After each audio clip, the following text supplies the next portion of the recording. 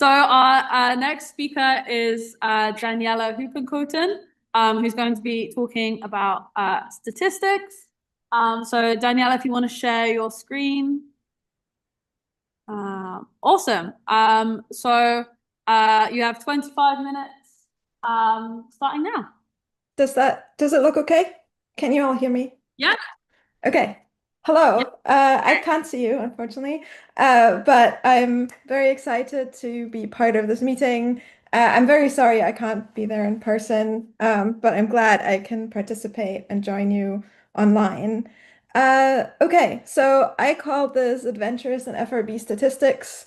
I am much more on the statistics side currently than I'm on the FRB side, although I've sort of dipped my toe into some studies. And I'm going to try to talk a little bit. The brief was to do a little bit of a pedagogical talk. And so I thought I'd talk a little bit about what I've sort of seen in FRB studies where I think um, sort of how it fits into how at least I think about statistics and sort of also what you might want to think about when you do analyses and where some of the pitfalls are.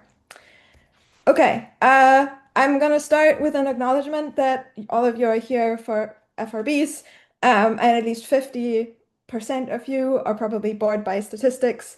So I'm gonna try to make this a little bit interesting, but also maybe you're asking why should we think about statistics at all? Um, and so I like to think about data. I like to think about science in the context of data. And at the moment, I really like to think about the relationship of between the complexity of the data that we have and the complexity of the models that we have to work with. And so you can do this in various ways. I like to think about it like this. On this axis, where on one side you have very precise models and very complex data sets. And I think sort of to me, the poster child of this is kind of cosmology, where you have a very good theory and then have very, very complicated data that you're trying to compare to that theory. There's a lot of different things that you can put sort of more in the middle. I work on black hole accretion a lot of the time, and then there's things like maybe at exoplanet atmosphere or something where again you have like clear astrophysical models, and then you're trying to compare them to fairly complicated data. And I suspect some of the theorists might argue with me about it, but to me, if I look at fast radio bursts, it's sort of fairly far on the other side. We really have a lot of data, and there are a lot of theories that could explain the data. But at the moment, I think a lot of it is not the models aren't really what we would call in statistics generative models. So models that would really produce a fast radio burst from physical models and first principles. If there's now outcries in the room, I can't see them, but you're welcome to talk to me on Slack about it later. But this is sort of broadly how I think about it. And I think this sort of determines a little bit on how we do our science. On the sort of sides where we have precise models and complex data sets, you do what I would call high precision inference. This is a lot of things like very complicated Bayesian studies and so on.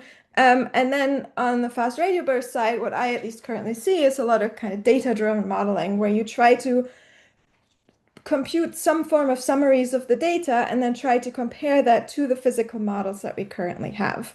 And I think that sort of admits different approaches to the science, and that also causes different types of challenges that you might end up facing.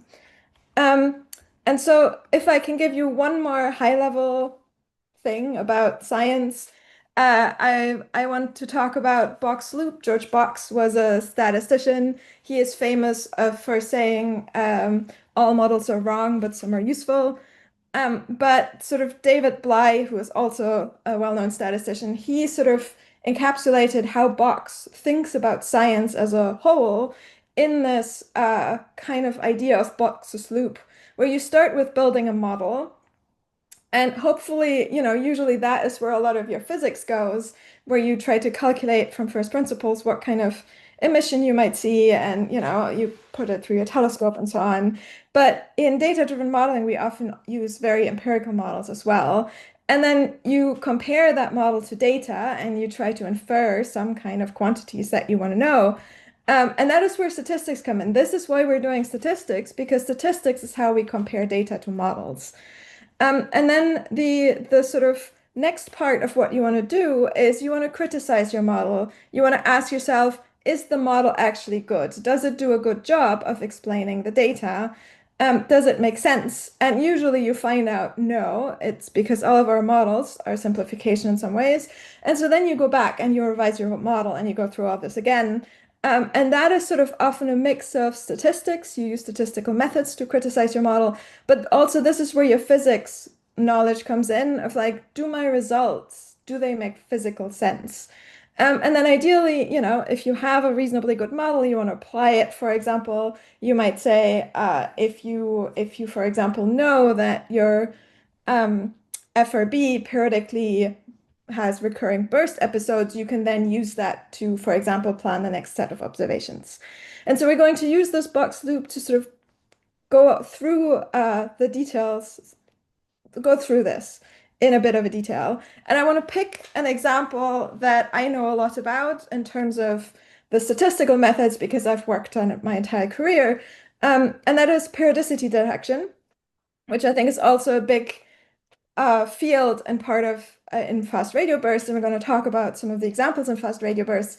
But I also want to highlight that a lot of the things that I'm going to say are generally true for any type of statistical analysis you might do, not just for fast radio bursts. Okay, so why do you might want to find periodicities in fast radio bursts? One reason is, if fast radio bursts come from magnetars, you would expect to see a rotation period. And so one goal might be if you look for periodicities in a fast radio burst, maybe it's tied to the rotation period of a magnetar. But even if it's not, there's only a limited number of processes that can make strictly periodic signals. And so if you find one that immediately constrains what kind of emission process you can have. And then there have been detections of recurrence episodes, periodic recurrence episodes, where repeating FRBs show periodic or quasi-periodic bursting episodes. And then the idea is maybe this is related to some form of binary orbit, that this source is non-binary or something. Okay. The first thing I want to say when it comes to periodicity detection is to not trust your eyes. And I'm going to give you an example here. Here's a transient. It's not a fast radio burst. In fact, it's nothing at all. I simulated this data. And if you just look at it, you're like, oh, these peaks, they kind of look like they, show up in a maybe on some characteristic quasi-periodic timescale. And if you do a periodogram of this, you would actually find something that looks a bit like a periodic signal. But I can tell you, because I simulated this data, that there's no period in the data. And part of this is due to an effect called pareidolia. This is a sort of psychologic cognitive effect because humans are very, very good at seeing patterns in stochastic processes. For example, this is what allows us to do things like see a man on the moon or a face on the moon, or to see often religious figures and slices of toast is something that I've seen. And so when you look at some data, especially when you look at data that has a lot of stochastic processes in it, you want to be a little bit careful when looking at it by eye because stochastic processes can fool our eyes very much. So if we can't trust our eyes, what do? Well, the key is to start building models. And for periodicity detection and for many other statistical methods, uh, astronomers would often like to make no assumptions at all. This would be great. Unfortunately, this is not how statistics works. And so we have to make some assumptions in building our models, even if they might be a bit implicit. And so let's look at some models for periodic signals. The most straightforward model is a sinusoid. And sort of this is just what it looks like. It's a sinusoidal curve. If you Fourier transform it, you get a parallelogram that looks like this. It has sort of one big peak, and it looks that nice and clean because it has no noise in it. And ideally, it should be approximately a delta function and just broadened by the fact that we don't have an infinitely long light curve. You might also have things that are periodic but not sinusoidal, like this one that I simulated actually when I was studying asteroids for a while. And there again, you have, very clean peaks, but now you have multiple, and you might not have the highest peak at the period of the signal. And then this is what I call pulsar-like, where usually you have it's mostly flat, but then on a periodic timescale, you kind of have a peak in the light curve. And again, you can see the kind of patterns that it makes in the parallelogram. If we think about quasi-periodic signals, you might, for example, have a sinusoid. So it's strictly periodic, but the amplitude changes. And then you get a parallelogram like the thing on the right, which we often model with a Lorentzian. And you can see that now power spreads over the entire parallelogram and is no longer concentrated on a single peak. You can also have even more stochastic processes like a stochastically driven damped harmonic oscillator. This then ties it maybe a little bit more to some physics, but it gives you the same kind of shape. But we don't only need models for our periodic signal, we also need models for whatever the FRB does if it's not periodic. So what we call the background process. And the standard assumption a lot of the time is what we call white noise. And this is sort of just randomly uncorrelated random events. For example, here I put in a periodic signal, but you can see the power spectrum of this is flat. And then ideally the periodic signal will stick out as a much higher peak than everything else. Oops, sorry, that was the wrong direction. And so we know statistically how to model parallelograms of white noise, and we do that quite regularly. You use a chi-square distribution with 2 degrees of freedom. And then you're asking whether any peak that you see is an outlier with respect to that noise distribution. And I've seen that quite often in these kind of studies. This model makes a lot of assumptions. So this is a model. The model here is that your process, for example, your FRB arrival times, are constant white noise. It assumes that those signal properties do not change over time in what is called stationarity. It assumes that the power is concentrated in a single frequency bin, which assumes a near periodic signal. And it also assumes statistical independence of power spectrum bins. And in FRB studies, people often use Lomscargill parallelograms, which are useful if your data is not evenly sampled because you have observation gaps and so on. And particularly that assumption is often broken in these kind of studies. And so one big thing I want you to take away from this talk is that for any statistical test, you kind of have to know what the assumptions are, and then you have to ask yourself critically, does my data actually fulfill all of these assumptions? And if not, maybe you need to pick a different kind of model. The other model that we often use is this kind of model for correlated variability. You can see the light curve has lots of bumps and going up and down. And the power spectrum now has this power law component at low frequencies. But again, you kind of ask the same question. For this kind of process, we know that the parallelogram is still chi-square distributed, but now around this underlying power law process.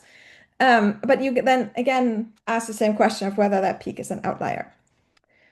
And again, this makes assumptions. It also assumes stationarity. It also assumes that power is concentrated in single frequency bins, and it also assumes the statistical independence of power spectrum bins.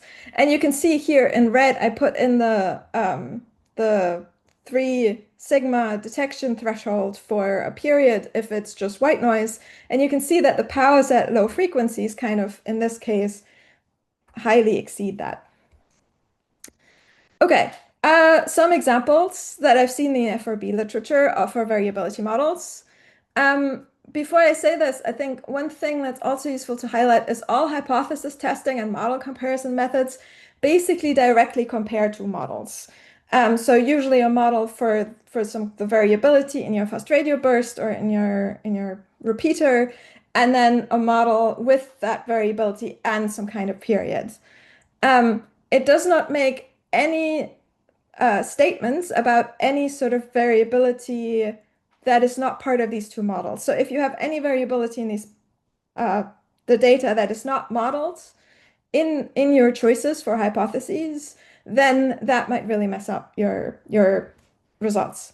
So here's an example from this FRB detected with Chime, where they looked for a periodic signal.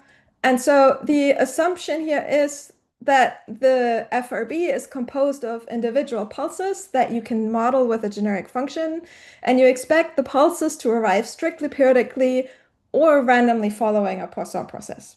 And so you can see there's actually a lot of assumptions in here that you can ask yourself or discuss whether those are meaningful both from the data point of view and from the view of physics.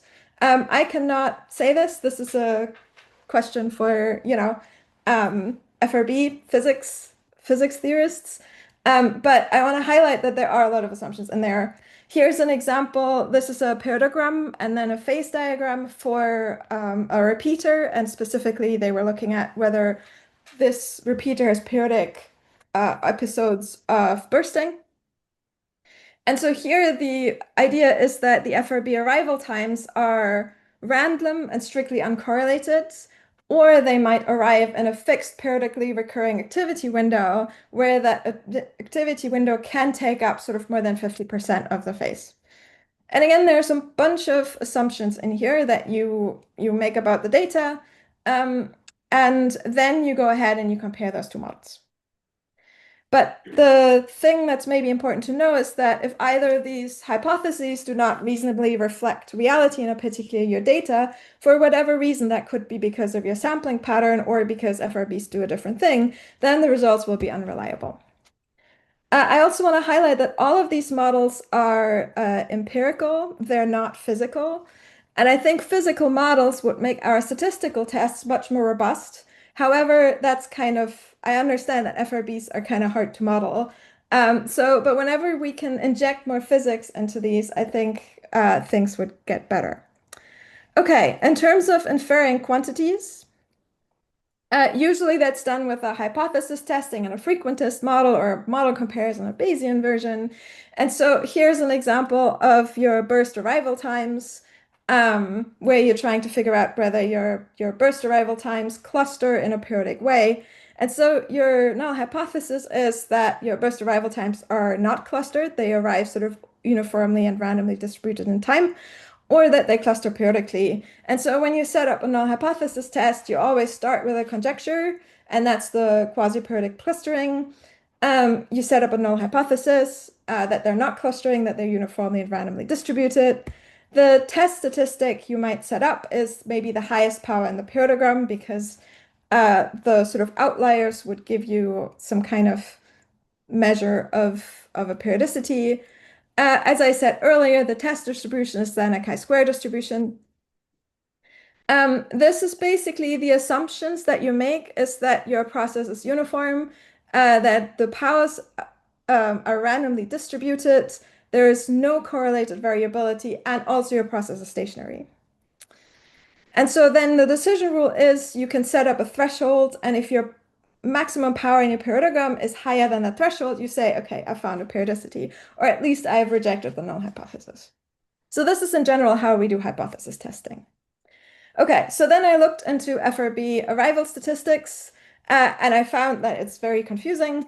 Maybe in some works it's a Poisson process, but maybe it's actually a Poisson process with a variable rate because some of these repeaters seem to do go through these bursting episodes.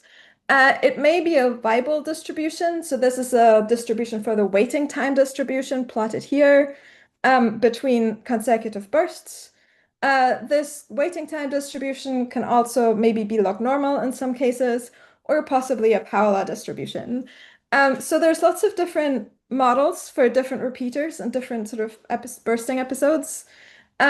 But one thing that I would point out is that none of these are a Poisson process, and that might affect your periodicity detection. So this is data that I generated a few days ago, and I said, well, this is what uniform sampling is. The red 3 lines here are the 1, 2, and 3 sigma detection thresholds. There's no signal in here, so there's nothing that would rise to 3 sigma. Everything's great. And so here's what happens if you put in a Weibull distribution where your FRB episodes actually cluster in time. And then you do a parallelogram. And again, you put in your 3 detection levels, assuming that actually your process is this kind of uniform sampling, and you can see you now have lots of powers that exceed that kind of that limit. And so if this is actually the underlying process for your data, but the Poisson distribution is what you assume for your periodicity detection, you might get spurious detection just from the fact that your null hypothesis isn't right. Here's just for completeness, a Weibull distribution, a different Weibull distribution. If you push one of the parameters of the Weibull distribution very far, it actually becomes a strictly periodic process. But I wanted to highlight that, the null hypothesis you assume really can change whether you make a detection, whether the detection is robust.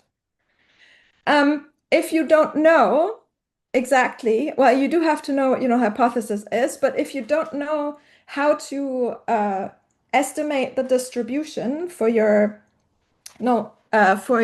test statistics, which for the Poisson case, it's easy, it's chi-squared. For other distribution, it might be harder. What you want to do is basically simulate from your null hypothesis and then get an empirical distribution for your null hypothesis. And this is what this paper did. They did a parallelogram, you can see here, and we're looking at the signal of like 161 days. And then they said, well, we want to know whether this is due to our observation pattern. And so they simulated from the observation pattern from the null hypothesis, and then put in these empirical 1, 2, and 3 sigma limits, which I think is nice. So simulating from your null hypothesis is a really good way to estimate what test statistics you might expect under that hypothesis. Okay, and then I want to briefly talk about how we critique models. And so the first side note I want to make here is that if you make parallelograms of transients, don't plot them on a linear scale, plot them at least the y-axis on a log scale. And this is if you have any sort of correlated stochastic process, you have this, here's the linear parallelogram, and you might like, wait, big peak might be a periodic signal. But if you plot it on a log-log scale, you see that this peak here actually fits in with the general statistical distribution of this kind of parallel-shaped model. So again, this is a way your plotting might mislead your eye. Okay. One thing that's really useful is, again, to critique what's happening, is to, again, simulate from your null hypothesis and then compare that to your actual data. Here's a plot I made. This is periodograms. In black is the periodogram of the data. This is actually for a gamma ray burst, not an FRB. And then in orange are periodograms that I simulated from my null hypothesis. And I was like, this looks great. But then if you actually plot the corresponding light curves, you get something like this. And so in black is the gamma ray burst. In orange is the simulated data. And you can see that they really don't look very similar at all. Here's sort of a different example again that I thought I'd simulate for fast radio bursts, where, here's simulated data again, which I pulled from a Weibull distribution, and here's one from the Poisson null hypothesis. And maybe you look at these and you're like, yeah, maybe my null hypothesis isn't quite right. In the same vein, it's kind of important to know your statistical assumptions. And in particular, the reason why this goes wrong here with the gamma ray bursts is that the process that we assumes stationarity. So it assumes that the properties don't change over time. But for any transient, this is blatantly untrue because transients have a start and an end date, and they do a lot of stuff over the course of the transient. And so this is not really a good model. And this is true for many periodicity detection methods who implicitly assume this. And in a paper in 2022 led by Moritz Hübner, we found out that actually doing that assumption tends to cause an overestimation of periodicity significance. And so this is something to be really careful of. Okay. Then the last thing, the last thing I want to talk about is one thing you can ask yourself when looking at your plots is whether your distributions make sense. And one way you can sort of look at this here, and again, I've made a parallelogram, I've put in my 3 sigma limits, and sort of if I look at this, a 3 sigma limit means that you should only exceed your detection threshold, 3 sigma threshold by chance, 1 in 1,000 times. And so if I look at this, I'm like, clearly something is wrong here because either I have 15 periodicities in here, or my null hypothesis isn't not right, or I've done something else incorrectly. And what I've done incorrectly here is that I didn't take into account the number of trials, so the number of frequencies in my parallelogram, which is about 500. And so if you take that into account appropriately, all of your detection thresholds move up, and now nothing is above 3 sigma, which it should be because it's simulated data and there's no periodicity. Okay, I'm going to mention one more thing, and then I'm going to finish up. And the point is that a number of trials corrections are actually quite complicated in practice. Here's an XKCD comic where people, test all different colors of jelly beans against the probability of getting acne, and they found that green jelly beans are linked to acne, but they didn't take into account that they did sort of, 30 different tests. This is what, if done maliciously, is called p-hacking, and I think astronomy as a field is quite good at guarding against this. But what Gelman and Loken point out in this great study of this great paper in 2013 is that a lot of the times we make implicit decisions in our data analysis that might actually have a similar effect in practice. And this is because data-driven analyses are often an iterative process where a hypothesis and test may be chosen contingent on the data. So for example, you might take the CHIME FRB catalog and look at all of the FRBs and say, that one looks a bit like it might have a period. And then you run a periodicity test on that burst and present the results on that burst, but you might not talk about the fact that you actually by eye looked through 400 of these bursts and just, pick the one that looked like it might have a signal. And so there's a lot of these implicit kind of decisions made, especially in data-driven analyses, in terms of which FRBs are included, how are they found, what decisions were made during the pre-processing, how did you choose your hypotheses, and so on. And they all seem like they're predetermined, but that's usually because these choices are made implicitly. And so the best thing you can do is predefine your hypothesis and test procedure before you start the analysis. Or what you can also do is ideally separate exploratory data analysis where you go in without a hypothesis and just, see what's in the data. And then if you want to do a hypothesis testing, ideally you do it on a different sample. And I think we're in the lucky position now with FRB that so much more FRB data is coming online that that's actually feasible to do. Okay. I'm gonna finish with my conclusion. I think FRBs are a really exciting area of research, currently really doing a lot of data-driven analysis, which I think is great and really useful. I think it's really important to choose ideally, very physical hypotheses if you have access to them, if you want to do robust decision making. Knowing the statistical assumptions of your methods is very useful, and if and how your data break them. And your data can break them, but then you have to probably simulate to figure out what effect that has.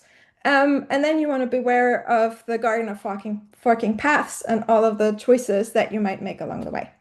And I'm going to stop here and ask for questions.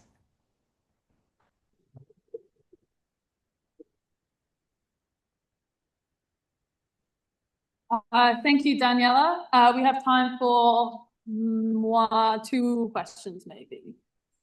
Yeah, up here. Yes, you. Yeah, sorry, I don't know anyone's names. Where's the catch? Oh yeah, Jason can have the honors. Oh my god. Woo! Woo! Yeah, if you'd like to start by introducing yourself. Yes. Hi, Adam Dong from NRAO. I wanted to ask about the timescales that we detect repeaters on can be years, right? And we know with pulsars, you have this period, and then you have period derivative, the spin down, and we think these FRBs are in binary, so you have all the binary, you have all the Keplerian parameters as well. If you have all of those, what are the chances of detecting anything considering look elsewhere effects? And how do we deal? Great question. I think that's really hard to answer for me without knowing a little bit more, a little bit more of the details of how exactly you would want to do that analysis. I will say, so one thing I didn't really talk about is, a lot of what I was talking about was very frequentist. I actually do a lot more Bayesian inference in practice. And one thing that I will say is that frequentist statistics is very good when you have like large samples and sort of clear hypothesis you want to test. If you think your model is sort of very complex and you want to test that on data, you might be better off moving into some kind of Bayesian model setup. And so maybe that might be a possible answer to then start thinking about Bayesian model comparison questions, especially if you're in a problem where you have, like a Keplerian model with parameters that you can do parameter inference with. So that would be sort of my short answer, but if you want to chat more about it, feel free to reach out over Slack. Thank you. Thank you. I see that we have 2 questions online, but given the time, I was wondering if both of those people could put their questions into the FRB 2025 Day 1 Slack, so that Daniela can reply to those on there. And so with that, I'd like to close the first session of the conference. And if I'd like to invite you all to go and have coffee and Timbits out in the foyer. Good. Oh.